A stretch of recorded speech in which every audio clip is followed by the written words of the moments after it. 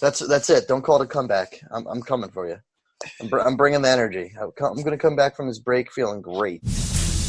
You're listening to Let's Talk Fantasy Football, where men of fantasy genius have realized, hey guys, we don't need real football skills to dominate on the fantasy field. Yeah. So slap on your pads and grab your helmet. Shit's about to get real.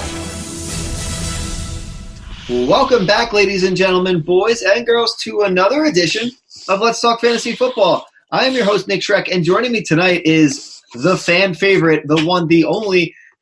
It's the DON himself. Don, what is cooking, my man? It's been a long time, dude, unfortunately, but I'm back. And, I'm full with so much NFL stats from week 2. I have so much to bring to the table. All I'm going to say, man, is don't go too stat heavy on the people. We want the gut. We want the gut responses from you. So if you feel you're getting too involved in the stats, just pull them back. Talk from the gut, not the heart, from the gut. And let the people know what they need to know. I'm going to drop some serious knowledge. I think you're going to have to ask for a lot of translation. Yeah, I'll do my best. I'll do my best. And, Don, we had a wild week 2, a lot of injuries, a lot of big things going on, a lot of NFL news. And we've got a jam-packed show here for the week 2 recap. We're going to talk about some cool shit, bad shit, waiver wire pickups, NFL news, these injuries. So there's a lot of moving pieces, Don, and I think we're going to get right into it. But first, Don, we want to give a shout-out to MyBookie, who is the Let's Talk Fantasy Football podcast sponsor. Guys, at the end of a hard week, it's great to sit down, take some time off, and watch some football, something none of us ever do enough of, Don. So we need to watch more football ourselves. Game-winning touchdowns on 2-minute drives, running backs racing down the sidelines with no one to stop them, a la Dalvin Cook, nice 75-yard run this week. There's nothing else like the NFL, and there's no better way to make the games more exciting than to bet on them. And I know I've been there, you've been there, Vinny's been there. We know Walsh has been there. So do the smart thing and go to mybookie.ag. No one gives you more ways to win than they do. MyBookie's got the fastest payouts and better lines than any sportsbook out there. And don't forget, where you're betting is just as important as who you're betting on. And mybookie.ag is the best in the business. It's where I play. It's where you should play. And we have a feeling you guys are going to be super happy with your experience there, and we hope you win some money. So Don, let's get into it. You ready to do some football? I'm ready to do some football, dude. Let's do it. Let's kick it off with the injuries, right? We'll start with the bad news, kind of work to some good, and then we'll mix some bad shit back in. But a lot of injuries, a lot of sad things. Drew Brees is going to have surgery on Wednesday, which is when everyone's going to be tuning into the podcast. Is out. They're saying 6 weeks. That may be even longer. We don't know. Definitely a negative for the Saints. You hate to see it. It's terrible, dude. I have them in 2 leagues, and they're both the 2 leagues that it's like very QB. Like everybody's drafted 2 QBs for no reason. Yeah, but it's just the points are weighted heavily with QBs. Like it's a lot of bonuses for quarterbacks, and that's the league that I have him. The 2 leagues I have him in, so it really sucks.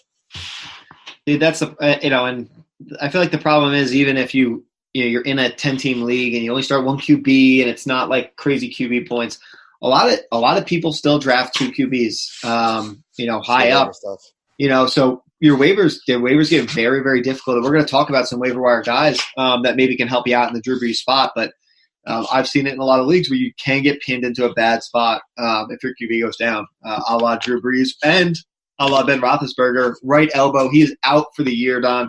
Obviously a blow to the Pittsburgh Steelers.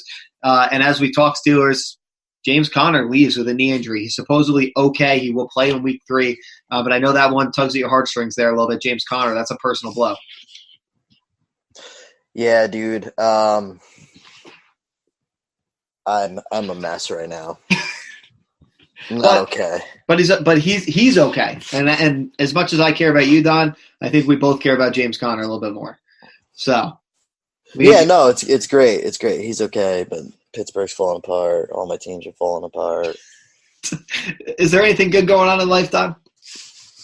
Yeah, I'm a happy guy. Oh, I love the enthusiasm, Don. It's radiating throughout the podcast. Vernon Davis leaves the game, Don, with an eye injury. We expect him to be okay. Sam Darnold, we knew was going to be out before we went into the Monday Night Football game. He has kissed his first girl. He kissed his first girl and got mono, so he'll always remember his first kiss. Sam Darnold, good for you. Unfortunately, the Jets will now be forced to start 2018 sixth-rounder Luke Falk until he comes back to Sam Darnold comes back and recovers from his very first kiss. Trevor Simeon has torn ligaments and is expected to undergo surgery on his ankle. I think he survived 18 snaps or something like that on Monday night, so that sucks. Are we going to see, like, any given Sunday, Falk come out here and just be, like, a rock star? Probably not. Probably not. If I was a future teller, I would say probably not. Although not a fantasy name, Don, I think it's important to note Joe Staley, the right tackle for the 49ers, broken fibula, expected to miss 6 to 8 weeks. Rookie Justin Skule is up next. Obviously, we don't know what we're going to get there. Could be an opportunity for defenses, or he may be just fine, and the running game in San Fran continues to move on. Alshon Jeffrey, Don, Ian Rappaport is stating that he's going to probably not play in Week 3 against the Lions due to a calf injury. Obviously, it was a bit of a surprise for people that had him here in Week 3. A bit of a dud week. Yeah, it was not any of what wanted out of an Alshon Jeffrey owner Week 2. No bueno. And then on the flip side, you also have Deshaun Jackson. He's expected to miss 2 games, Don. NFL.com's Tom Pelissero reports due to a groin injury, he's expected to miss the game against the Lions and likely will miss the Week 4 Thursday night contest. So if you were rolling Deshaun Jackson, obviously he has that big playability, someone I liked a lot coming into the season. The Eagles are going to be in a different situation here. I don't know. We'll see. I mean, Carson Wentz, a little bit of a scary situation, I guess I could say, in Philadelphia for fantasy owners. Things have not gone quite as I think everyone expected here. Mm-hmm. Yeah, I mean, Wentz was going pretty high this year. I don't know. It's still early. And you know what? His pass catchers are now hurt. We'll see when they come back. But now you just got to – I don't know. Nelson Aguilar's probably on the wire right now. But Yikes. He's just always so inconsistent, man. Like, look what he did Week 1 compared to now Week 2.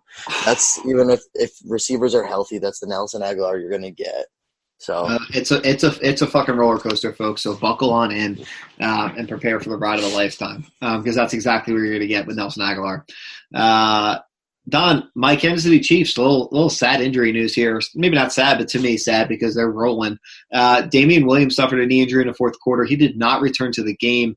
We really don't have a ton of updates on him yet. We don't know if he's going to be healthy and go or what it means. So something you guys have to monitor. Hopefully the crew for the preview this week will have a little bit more insight when we get the podcast out to you guys. But as of now, September 17th, about 10 p.m. Eastern time, we don't have an update for him. And on the flip side, LaShawn McCoy, reports coming out that he has an ankle injury. MRI showed no significant damage, but if Damian Williams didn't go, it would be a big boon to LaShawn McCoy for fantasy value. And if not, we could be looking at Darwin Thompson, who literally a week ago we were talking about held really no fantasy value with those two guys there. Yeah, pretty wild. I think overall Kansas City's going to be fine. They're steamrolling. But obviously Damian Williams owners, you took him between, I think he was a third round. Early, yeah. Third round pick is about right. It's just another high round guy that you don't want to see out so early in the season, which sucks. Yeah, especially because we were concerned about him. We were concerned about him before LaShawn McCoy, right? About him possibly losing some touches to Darwin Thompson. The team liked him. Then LaShawn McCoy obviously signs with the Chiefs after being cut by the Bills. Concerns grow a little bit. Damian Williams will be fine in the beginning, but as Shady becomes more comfortable back here with Andy Reid in the offense, you become a little worried. And now if Damian Williams is actually injured, this just may create the opportunity, a nightmare opportunity for Damian Williams owners. Unfortunately, you're buckled in. It is what it is, guys. But the writing has been on the wall if that's the way it goes. So don't be shocked if it does. David Njoku, Don, puts up a fat goose egg. Suffers a concussion against the Jets. He is iffy and I would say unlikely at this point to play in Week 3. Yeah, I mean, I think everyone was pretty excited for this year's Browns. For a lot of players, David Njoku being one, but right now, dude, not a lot of pass catchers you can be excited about except really Odell for the Browns because Baker doesn't look all that good either. No, he does not. It's Odell and Chubb. Give me a Chubby, baby. That's really all they got going in Cleveland right now, man. It's not. I get it. Don is quick to catch on, guys. That's really all they've got, and it's been they won against the Jets, but as a whole, it's been disappointing in Cleveland from what everyone expected. I think going into the season. Yeah, I mean, it's disappointing as just watching football, but also even more disappointing as fantasy owners. Like I grabbed Baker Mayfield, who I didn't think anything of this year, but in our main league, I was like, yeah, I'm cool with that, and now I'm not cool with that. You were in panic mode because Drew Brees is injured, although not this league, and you're rolling with Baker Mayfield. Cam Newton's hurt. We got a lot of not great things, Don. A lot of not great things. I did a trade after week 1, man. Tell the people, what'd you trade? I traded Joe Mixon and Sonny Michel so I can have James Conner to tandem up with Christian McCaffrey, man. I'm still fine with it. You sure? Because your enthusiasm, I can't tell if you're actually in or not on the trade. To be honest with you, I just don't feel like this is real life anymore. Like I really don't feel like – I think this is just a bad dream. Like I'm going to wake up in tomorrow's week 1 like kickoff. You're not going to be in an 0-2 spot and upset. Yeah. I really can't complain because like I'm in first place in another league, but it just doesn't feel right, man. I hear you, man. And I said that in like the most John Gruden way I could. I just don't feel good, man. Just don't feel good, Don. Don't feel good. Let's move it on. Let's see if we can bring some joy to your life. We will talk Packers at some point, but we're not there yet. Tyrell Williams injured, Don. John Gruden, speaking of, told reporters Monday that he is dealing with a hip pointer. Sucks for the Raiders and for Tyrell Williams owners. He was Carr's number 1 guy, 6 for 105 and a touchdown, 5 from 45 catches, 46 yards and a touchdown in weeks 1 and 2 to start the season. Obviously, they'll talk about him for the preview this week. Not as great of a matchup, and you're probably avoiding him, but sucks to see things finally kind of clicking at least a little bit there in Oakland for fantasy owners, and this is just going to be a damper on the situation. And speaking of dampers, Don, fucking Frank Gore still doing it, still poaching freaking fantasy value away. Devin Singletary, he's got a bit of a hamstring issue. We don't really know how severe or where it's going there. But Frank Gore, 30 carries and 2 targets. Singletary, 10 carries, 6 targets. Did you see Frank Gore truck that dude into the end zone? I did. And he lower his shoulder. I was like, this guy is unbelievable, man. He's still freaking doing it, man, despite no matter how many times we banged the anti-Frank Floor drum. And actually, I used Frank Floor the other day at work, and somebody was like, I was with you until you said Frank Floor, and I have no idea who that is. And that person needs to reassess their life and their own priorities, because if they don't know who Frank Floor is, I don't know who they are.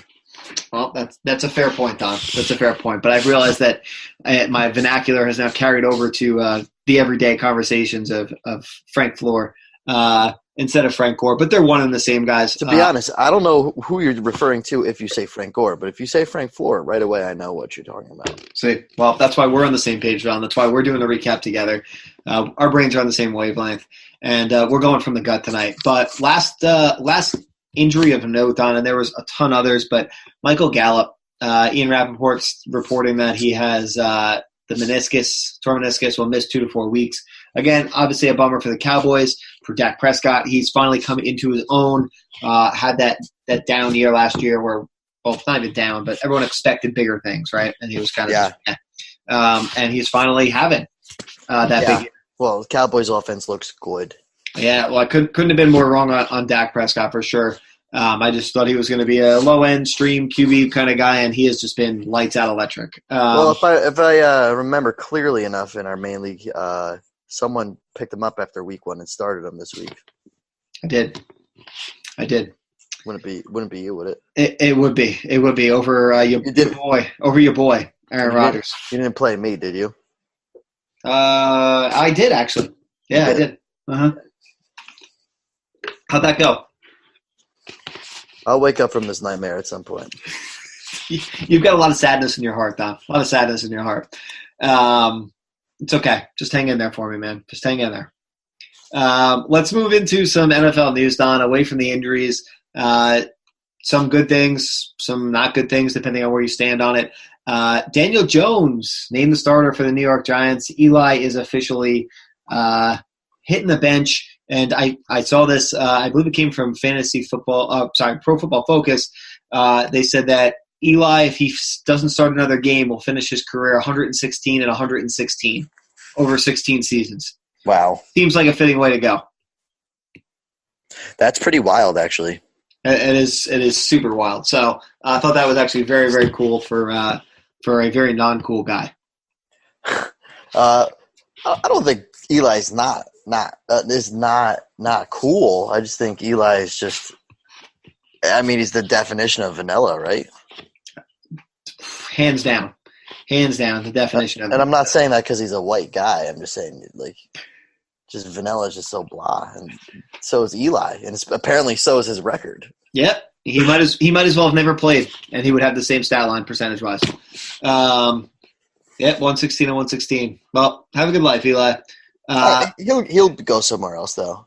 That won't be his last game somewhere in the NFL. You think he'll continue to play after this? Yeah, I think so. Well, I think it'd be selfish of him to ruin a record like that. But if that's what he's got to do, that's what he's got to do. A lot of selfish people out there. Surprisingly, dude. In this day and age, it surprises me every single day. Not enough people helping people, man. Not enough people helping people. I respect that, Don. Thank you. Minka Fitzpatrick's traded to the Pittsburgh Steelers from the Miami Dolphins. The Dolphins are clearly standing at the edge of a cliff and just slowly pushing their team off of it. They acquire a Steelers get a 2024 round pick and a 2021 6th-round pick from the Dolphins. The Dolphins get a 2020 first-round pick, a 2020 5th-round pick, and a 2021 6th-round pick. The Dolphins have 2 or 3 first-round picks already going into next year. They're just clearly building for the future. This year is you shouldn't own any single Dolphin. Yeah, and they'll have the number 1 pick next year as well in the first round. So it's going to be the Dolphins' world. We're just swimming in it. Ooh. Hey, on the fly. All right, Don. C.J. Anderson. This never goes away, except now he has to. He's been cut after just 2 games here in 2019. The team claimed Paul Perkins off of waivers when they cut him. Obviously, they see more upside there in using Paul Perkins, I guess. Yeah, that's pretty wild, especially like after 2 games. You saw what C.J. Anderson did last year, but again, that was with a very good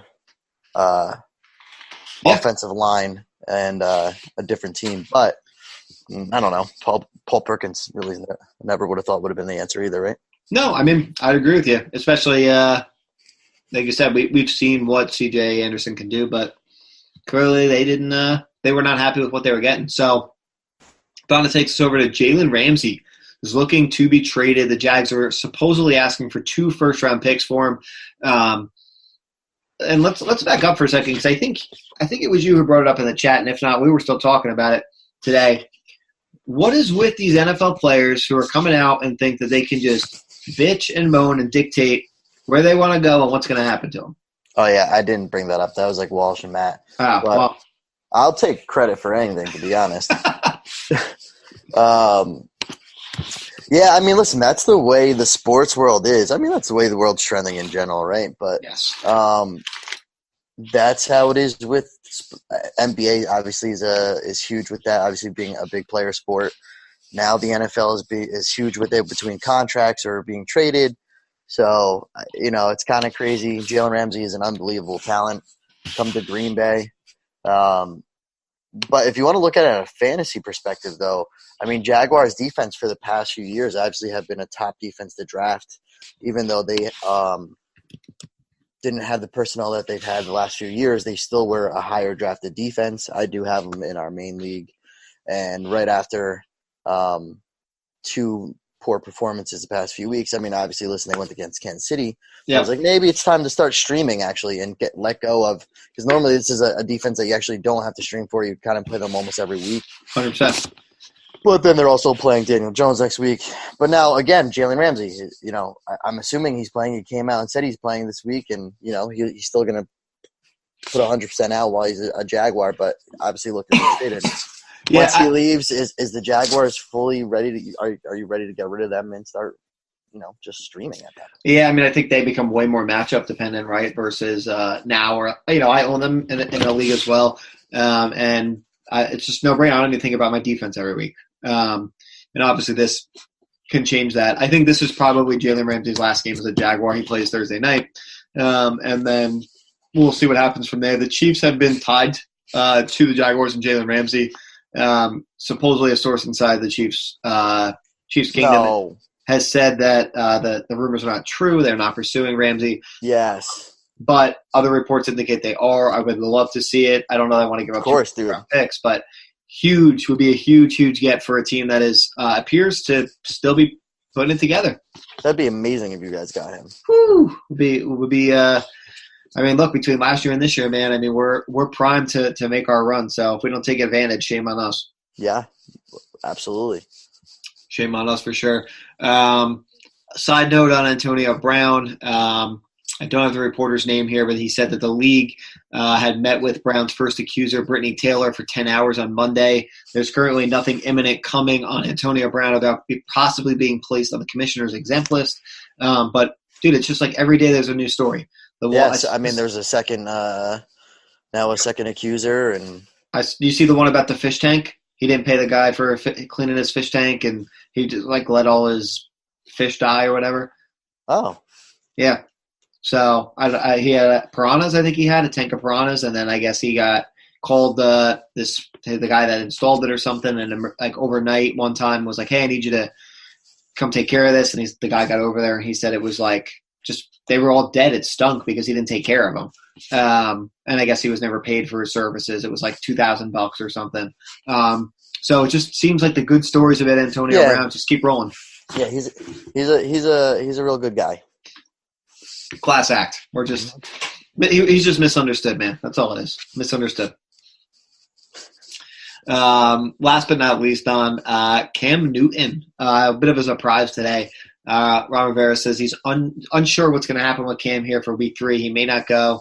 If he does not go, second-year undrafted free agent Kyle Allen will get the call over rookie third-rounder Will Greer if Newton's not playing. I know Walsh had made some shirts up, Fear the Greer, but he's unfortunately had to cancel that order. Yeah, I mean, again, this is just another thing where it just, even if you're not a Cam owner, it just affects so many players that you have between, obviously Christian McCaffrey, right? Yep. Or DJ Moore. Just some of these players that, you invested quite a bit in.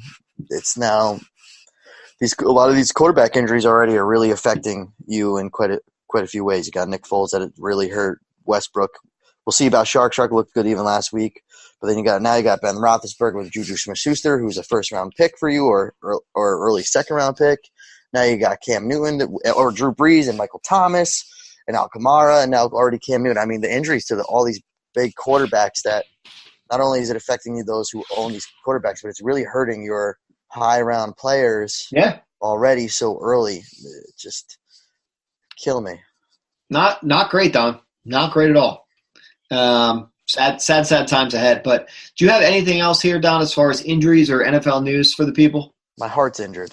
Your heart's injured. My fantasy heart's injured. You're 0-2, man. It's a bounce back. Big bounce back. Hey, man, that's it. Don't call it a comeback. I'm coming for you. I'm bringing the energy. I'm going to come back from this break feeling great. Don will be back feeling great. He's going to bring the fire, guys, because we're going to be talking about some cool shit, some weak shit, some waiver wire moves, and you can't ask for much more than that. So let's hear, Don, from my bookie, who says, do the smart thing. If you're going to bet this football season, bet with my bookie. If you're the kind of guy that likes to bet a little and win a lot, try a parlay. We know Vinny's done that. He's actually won a ton of money doing it in the past. He may have lost some recently, but he's had some good luck. Got Daddy a new Nintendo Switch. If all your picks come through, you'll multiply your winnings. And no matter how you bet, the NFL season is the best time of the year. Use promo code Let's Talk to activate the offer, guys. They'll match your deposit up to $1,000. That's right. Use promo code Let's Talk and visit mybookie.ag today. You play, you win, you get paid. Don, let's take a quick break, reset ourselves, recharge, and then we're going to come back and hit some cool shit. You're listening to Let's Talk Fantasy Football, home of the brutally honest fantasy advice you've always needed. All right, guys, we are back again. If you're not sending in questions, please do hit us on Twitter, Facebook, Instagram DMs. We put up stories, guys, all the time looking for your questions. So send them in. We'll get back to you. Again, we're not perfect. We're not going to be able to get to every single question. So don't take it personally if we don't answer you. Game day gets a little hectic, to say the least. And for those of you that send us the 10 follow-up messages of, are you there? Can you answer now?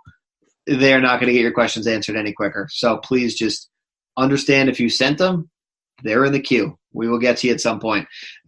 So since that's not cool shit, Don, let's talk about some cool shit to kind of change the ebb and flow here as we go into the second half of the podcast. Top of my list, Don, because I'm a Chiefs fan, I'm a homer. It's Patrick Mahomes and the Chiefs as a whole. Patrick Mahomes is on fire, continues to crush it. If you own him, obviously you are super pumped as always, and he's going to continue to crush it for you. Yeah, he's good, dude. He's just one of the, he's like the quarterback that everyone reached on, that it actually pans out for you. Unless the only time I would say it's still stupid is if you got him first or second round. But I mean, yeah, the guy is just unbelievable. Electric. That offense is just unreal. So they're just a powerhouse. Your guys are going to get fed. Yep. He's the man. So especially if you have 6-point touchdowns for quarterbacks and passing bonuses, I mean, the guy just cleans up for you. No question about it. And obviously just a shout out to my Chiefs there. Had to put him on there. It's cool shit. It seems like probably going to be most weeks. But moving beyond my homer picks, Don, Terry McLaurin does it again. I almost got off the preview podcast with Vinny last week, saying that there was nothing really relevant to even talk about there on the Redskins.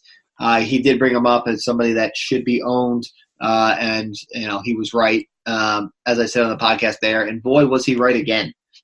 He's quickly emerged as the team's top target.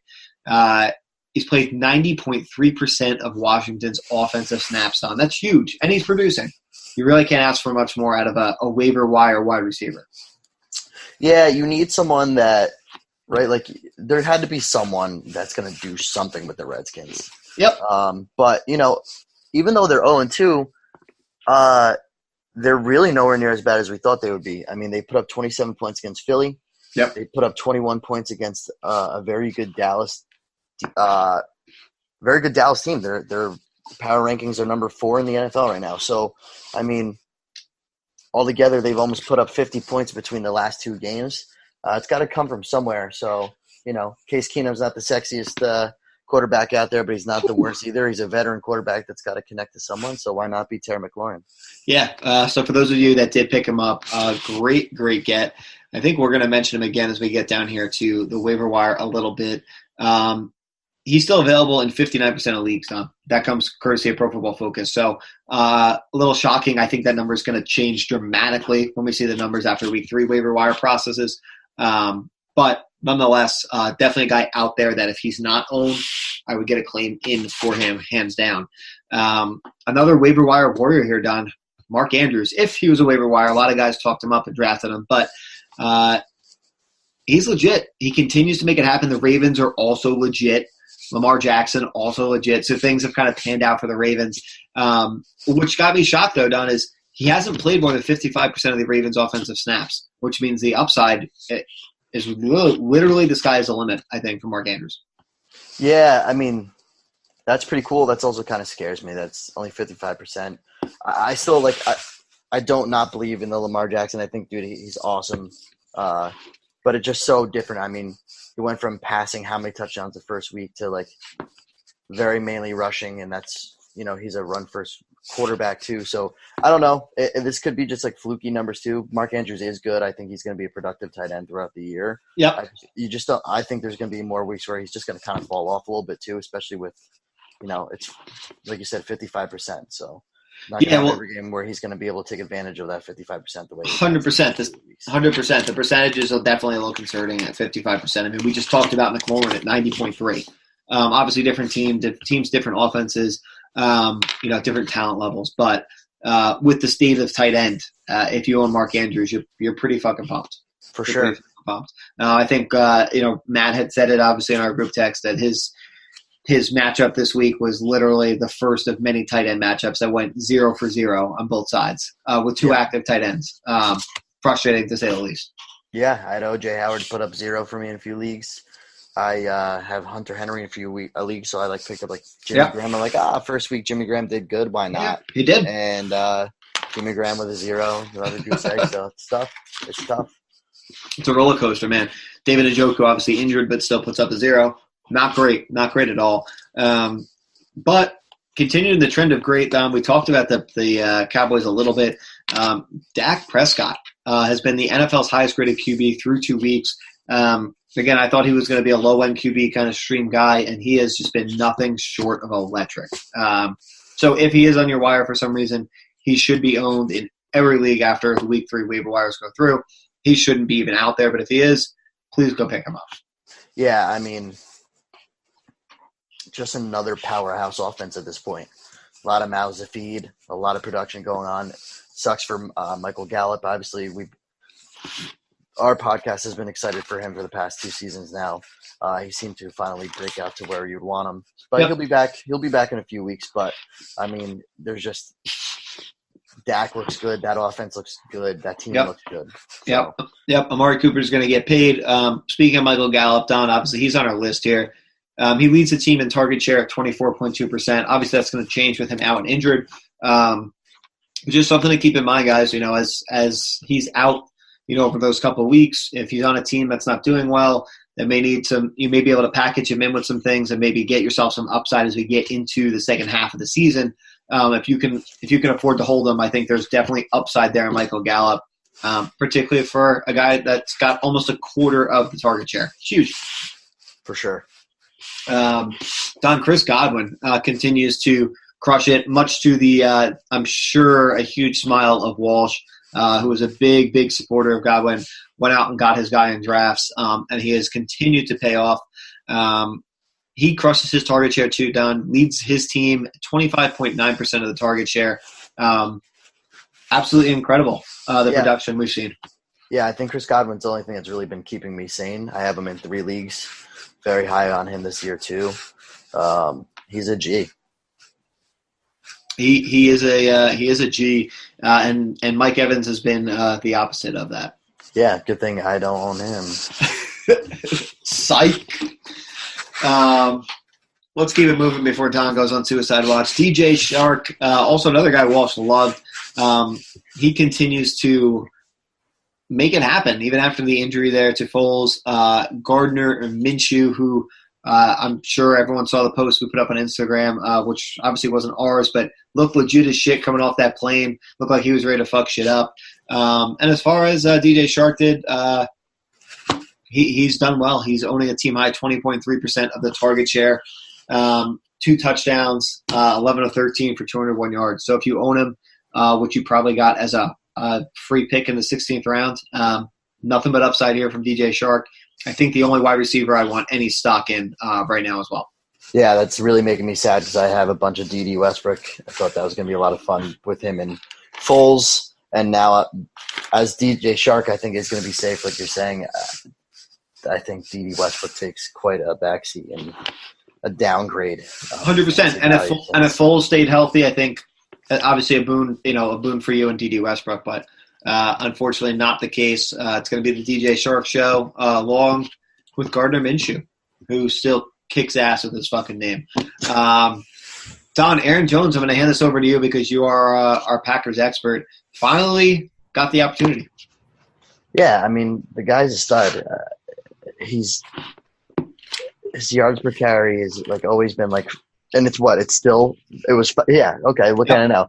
5 yards per carry, dude, in this game. Like, that's like what his career is. So I just – or more, to be honest.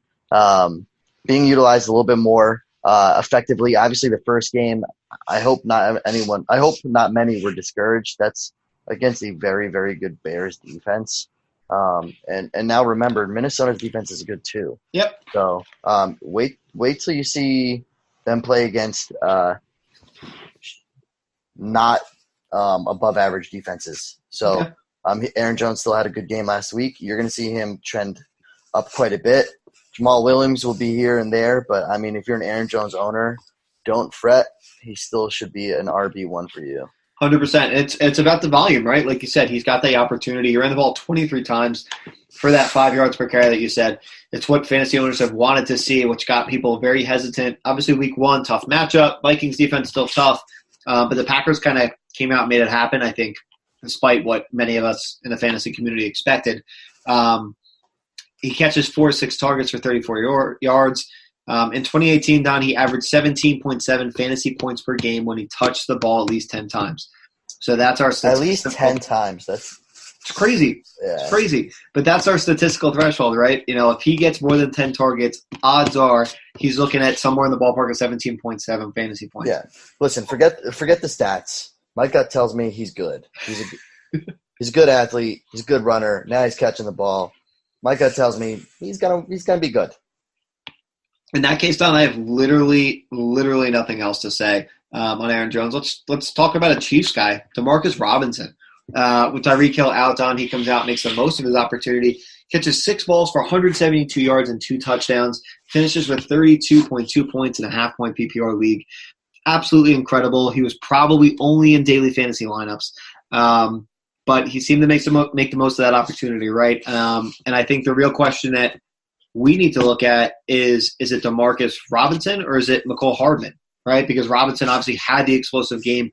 I own Hardman. I expected big things for Hardman, particularly with Tyreek Hill out.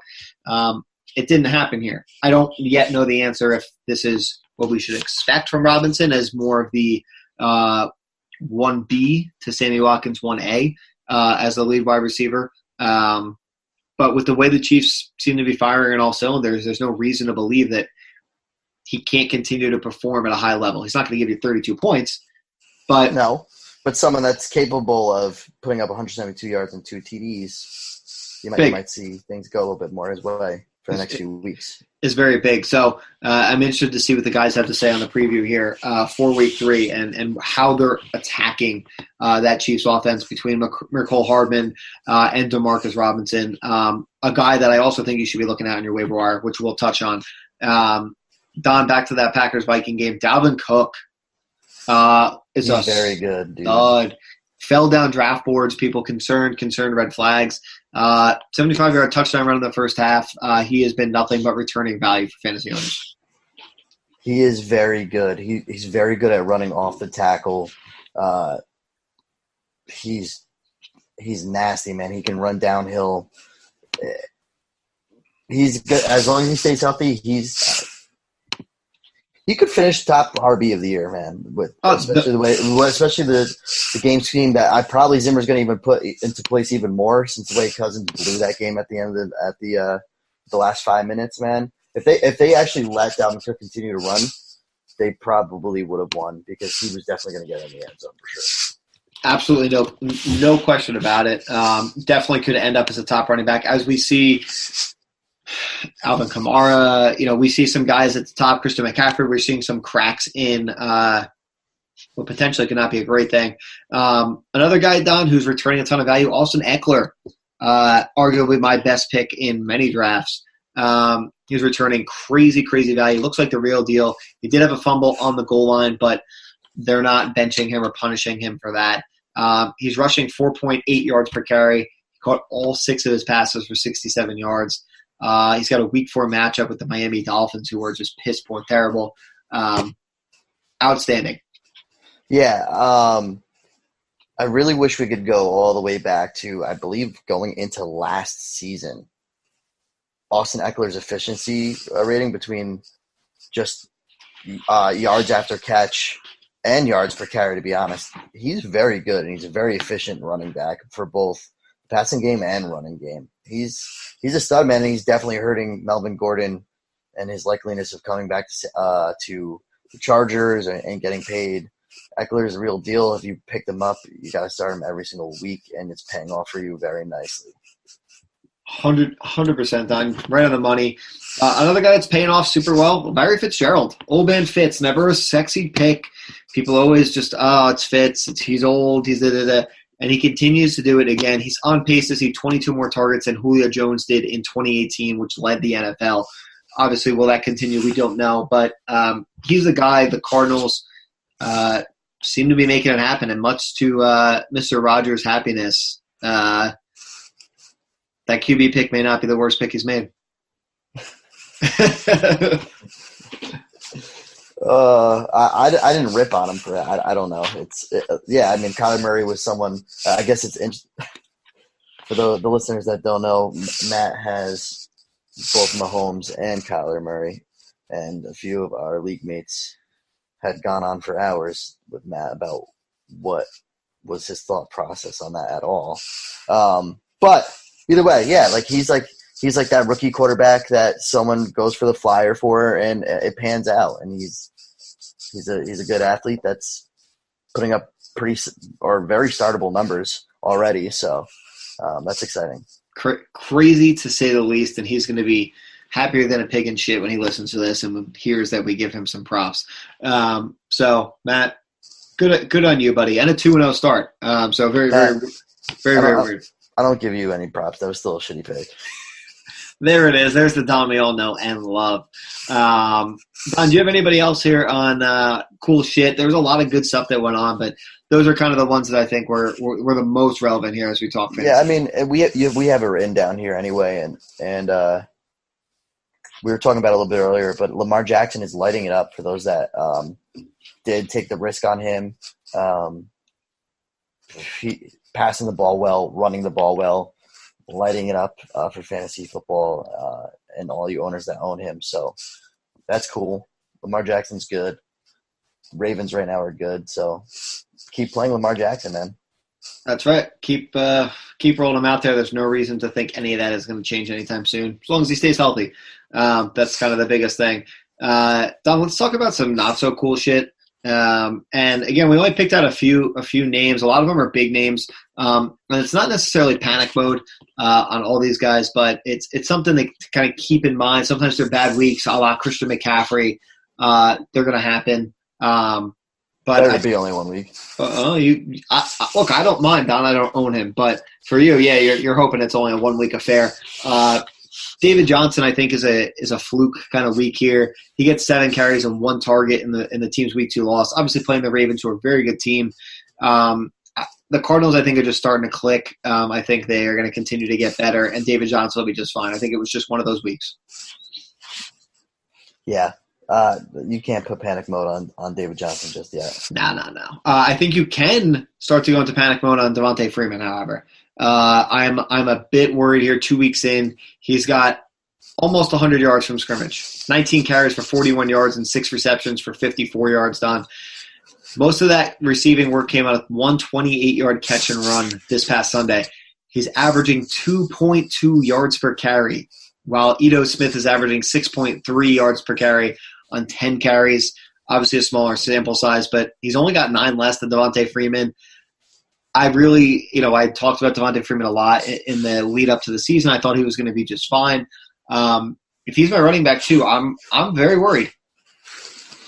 Yeah, that's not encouraging. I'd like to say that Devontae Freeman will step it up, but I think you might need to temper your expectations at this point because that's not good. But I mean, listen, I'm not going to hit panic mode just yet. It's definitely not encouraging. That's for sure. No, you're right. It's week 3. We're not blowing up teams here yet and everything, but definitely a red flag for a guy who really his biggest Achilles heel has been that he gets hurt, right? So He's healthy. And now that he's healthy, he doesn't have Tevin Coleman there taking more value, quote unquote, away than Ito Smith. No Tevin Coleman. He's healthy. I know the games have not exactly gone, quote unquote, their way, but definitely a little bit little bit of a concern here, red flag for sure. Keep it in the back of your head because it can go the other way. A name I have on here, and I know Vinny is going to scream when he hears it. Dante Moncrief, guys. If you own Dante Moncrief, stop. Get rid of him. He is trash. He has earned the lowest and third lowest single game grades of his career, according to Pro Football Focus, in his first two regular season games with the Steelers. He is just a sad man. Yeah, and Roethlisberger's now gone. Yes, I mean, and that's icing on the cake if you needed icing on the cake. Yeah, you can release Dante Moncrief. And I'm sorry we had to spend some time on him, but you see some ownership percentages, and it's not great. Not great. Yeah, absolutely. People get too emotionally attached to draft picks, guys. Don't do that shit. This one doesn't even need any further words done, but I just put on here the Miami Dolphins. Absolutely incredible. You should not own a single Miami Dolphin. Period. No, they're I believe shopping Drake from what I heard last, and I don't even know anybody else on that team at that point. You know, they might as well. They're just collecting draft picks. That's it. Yeah, it sucks. You know, I was always wanted to see Devontae Parker do something, but you know, yeah, that team's trash. Not this year. That team is trash. Maybe in the future. OJ Howard, Don. You just said, right? Dude, I have OJ Howard, and it's very frustrating because obviously he was number 5 tight end going off. Sounds about right. Fair, right around there. He was I would say he was between the 4 and 6 mark of tight ends going off the board. So he was a tight end that we believed that wouldn't be someone that we had to roll our tight end roulette on. Yep. Someone that you could feel comfortable enough to be a starter every week. And then I think he's had 10, 11 yards in the past 2 games altogether, with 1 catch. Yeah, he's 0 for 0 last week, and week 1 he went 4 receptions for 32 yards. Oh, I'm sorry. So I shot him down too much there. Give credit where credit's due. Either way, I did get a notification that Arians did say that balls are going to come his way. I don't know if that's pun intended or not, but I don't know, dude. I'm panicking about OJ Howard. I'm going to look to see what – right after this, actually, I'm going to go onto Waiver, see who's available in this 12-team league, and hope I don't have to roll the dice on OJ Howard. But I don't know if he's droppable yet. But, I mean, if you do, I don't blame you at this point. Yeah, I mean, you can't – how do you put him in your lineup with any confidence? You know, it's rock and hard place because the things you loved going into the season about him – you know, you still love those things, right? It's been 2 weeks, but you just can't have any confidence, which is sad to say the least. For sure.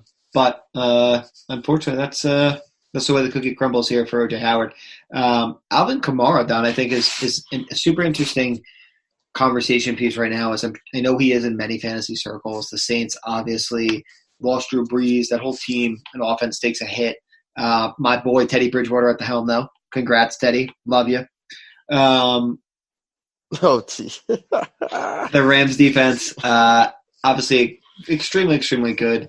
But without Drew Brees, the offense just sputtered, so to speak. So, yeah, I mean, listen, you got Teddy Bridgewater coming out unexpectedly against a very good Rams team. Game script starts to change a little bit more pressure on a quarterback that hasn't or was not expecting that. If you're an Alkamar owner, obviously his value is not where it would be if Drew Brees is there, but obviously this is going to affect more Michael Thomas-esque than it would Al Kamara. Al Kamara is still going to be fed, and he's still going to do what he does. No question. Again, I was reading on a couple sites. They said possibly a buy low candidate here for Alvin Kamara. So just something to keep in mind. You can probably get some panicked owners and see kind of what his price is. And the last guy I have on here, Don, Todd Gurley. Big name, drafted arguably in the second round of most drafts. He's been targeted 6 times. He was targeted 6 times per game last season. This year he has 5 targets through 2 weeks. Malcolm Brown has been a thorn in the side of Todd Gurley owners. and concerns are extremely, extremely justified. He's been on the field 65% of the time so far this season. If you own Gurley your stuff, you knew what you were getting yourself into. But it's more of just a reminder that you're going to be continued to be put in difficult positions as a Todd Gurley owner. Yeah, I feel like we're just never going to know what's really going on with the Todd Gurley situation in LA. Is it more between him and McVay, or is it really there's just more injury than you really know? You just don't know. Nope. You have no idea. You're rolling the dice, and unfortunately, it is what it is. Not a ton you could do there. Don, do you have any other big names or even small names you want to put on concerning shit from this week?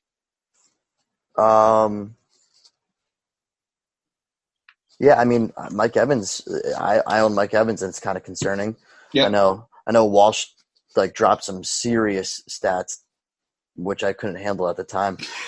Between Godwin and what Walsh was saying was no, game script shows, and he's actually going to be fine. But in the meantime, dude, Mike Evans is someone that I really needed to pull through, especially with all these injuries happening to these quarterbacks and some of the high round players not showing up, not having Mike Evans show up. It's really tough. So for those that did draft him, that was most likely your number one wide receiver, and not getting 2 weeks in a row now to begin the season is just not where you want to start. So 100%, you gotta pray that better days are ahead if you're a Mike Evans owner, because you can't trade him for anything near what you paid. So you gotta buckle in and get ready for the ride, unfortunately. For sure. But Don, let's talk waiver wire. Yeah. All right, because some of you guys, you're going to have your waivers in before this podcast is live on Wednesday. We process waivers on Thursday morning, as many leagues do, and I think if you do them, you should push them back into the week. So for those of you that still have some waivers going, we talked about the QB position with the injuries, Don, just totally decimated. I think a top candidate that people need to be looking at is 100% Josh Allen.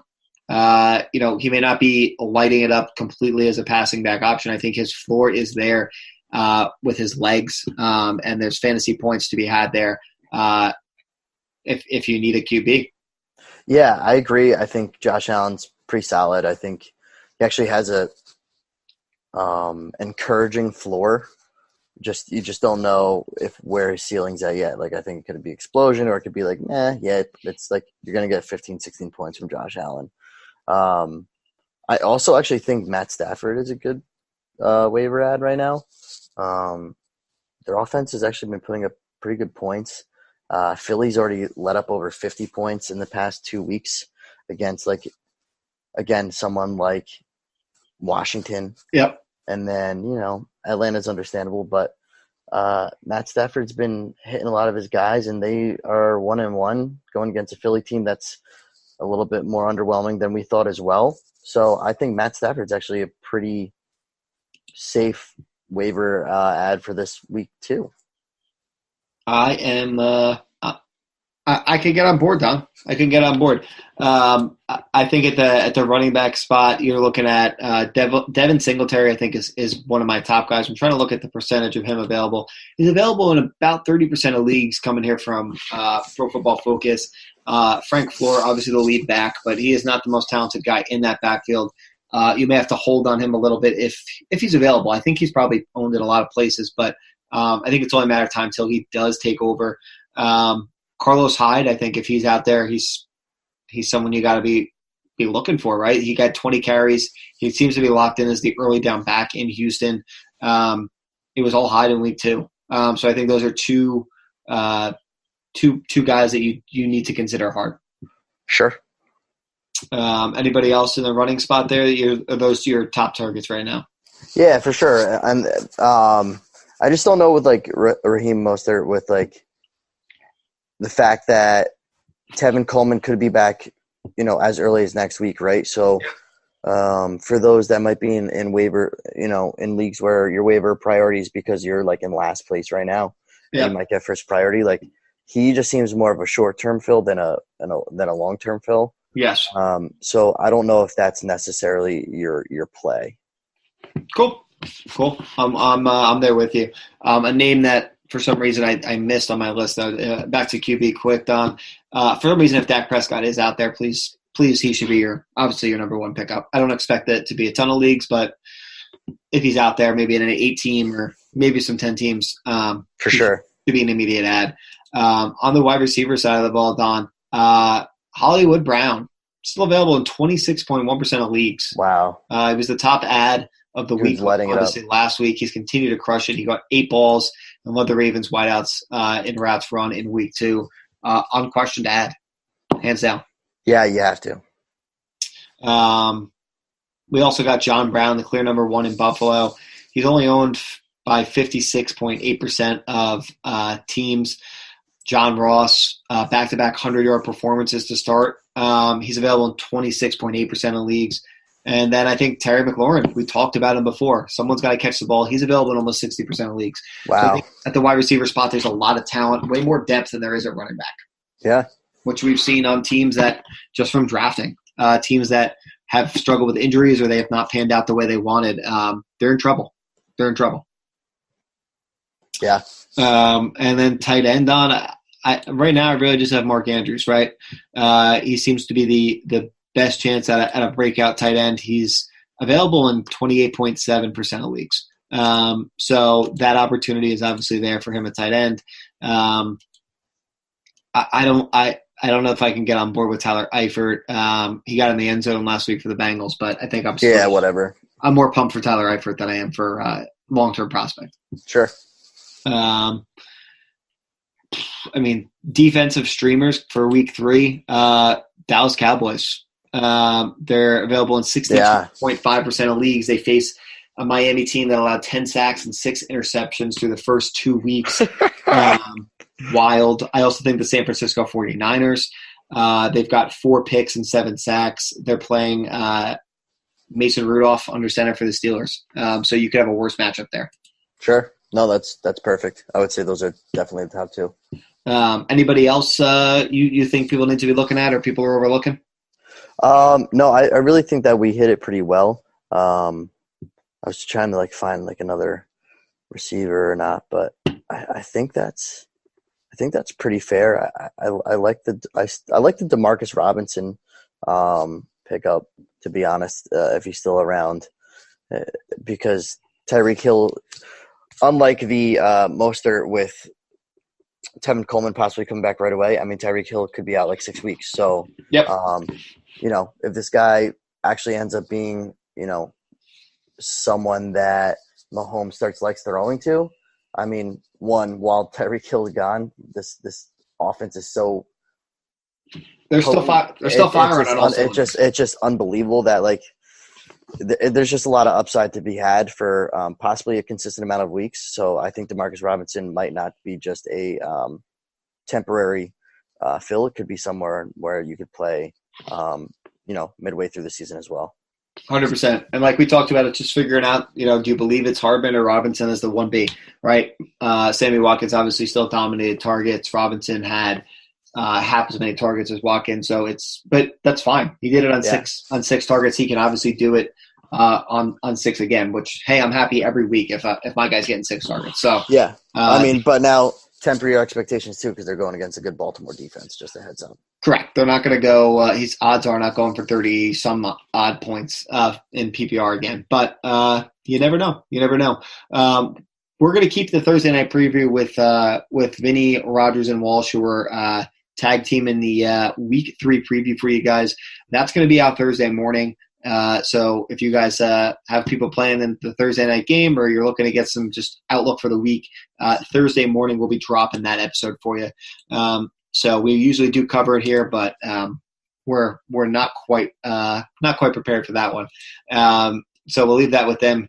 Don, with that preview podcast coming in, we're just encouraging people to get those waivers in. Don't go crazy about your teams yet, guys. We're not blowing things up, but start being mindful of not being married to guys just because you drafted them. Just because you drafted them high or so-and-so, you can't just blindly play them. So just keep that in mind. Or get wrapped up on just the name itself, right? So if Devontae Freeman, big name, continues to be really bad, doesn't mean that you should be still playing him. Don't be afraid to look at other guys you may have drafted, David Montgomery, Aaron Jones, some of these guys who were mid-tier guys that you may have bundled up, who you're like, oh, they give me depth, and all of a sudden they're relevant. So don't be afraid to take those leaps. And if you have questions, we'll take them. Again, Instagram, Facebook, Twitter, whatever, send them through, and we'll give you our honest thoughts to try and get you that win. But Don, anything else for the people? No. Hey, listen, don't panic yet, even though I'm panicking. It's week 2. Obviously, a lot of big players have not showed up yet due to a lot of injuries and whatnot. Also, we've seen a lot of zeros with tight ends. It's a weird start to the fantasy season so far, so don't panic just yet. It'll all iron itself out. 100%. It all falls into place, Don. And with that, guys, for Let's Talk Fantasy Football, he is the DON. I am Nick Schreck. We will catch you on the flip side. This has been Let's Talk Fantasy Football. Thanks for listening.